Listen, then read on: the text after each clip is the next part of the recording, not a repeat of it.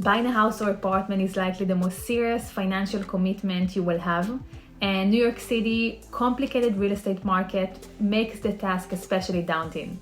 If you are planning on taking advantage of the low interest rates and the recent drop in price and taking a leap to ownership, you want to plan ahead what you can afford. I'm Dana Sapir with Compass Manhattan, and here is what you need to know to prepare yourself financially for buying a home in New York City.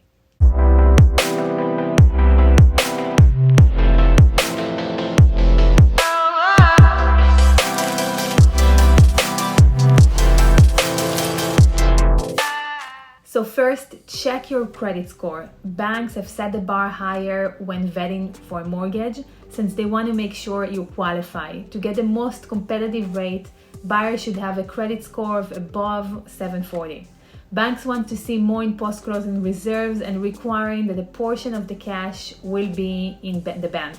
And lender also wants to see that you have multiple lines of credit that you pay off regularly, and that includes credit cards, student loans, auto loans, and it's best to have at least 12 months of record payment history on each of those.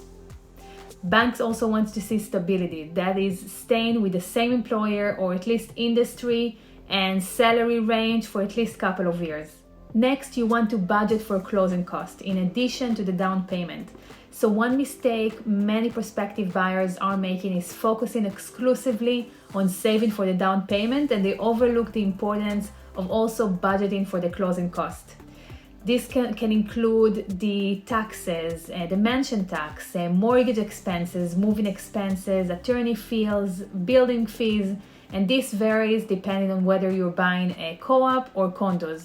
So all told, buyers should typically be advised to set aside 3 to 5% of the purchase price. And this could be lower if buying a co-op under $1 million. Now let's understand the financial requirements of co-ops versus condos. So while choosing to go with a co-op means more choices and relatively lower prices, the financial requirements for buyers in co-ops are stricter. So the down payment needs to be at least 25%. And there's also boards. So the boards want to see the income expenses is the ratio, what we call the debt to income ratio, needs to be under 25%. This is the ratio between the expenses and the income. Co-op boards also want to see that there is enough post-closing liquidity. So the general rule of thumb is about 3 years of mortgage and maintenance fees. And this amount needs to be much higher if you are considering a co-op on Park Avenue. So it is important to know what boards are looking for, and the requirements can vary a lot between one property to another. So while buying a condo gives more flexibility, the downside is higher closing costs, and especially if taking a mortgage. So it is quite overwhelming, and I hope you're not discouraged, because I do have some good news.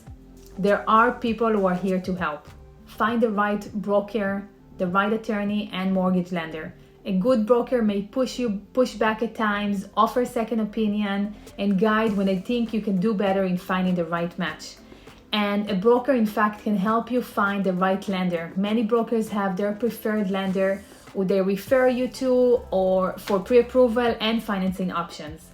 So as with your agent, your attorney should be also New York City based with extensive experience working with buyers like you. The lawyer is most valuable when it comes to closing the deal and looking over the contract and all the due diligence that are provided from the building.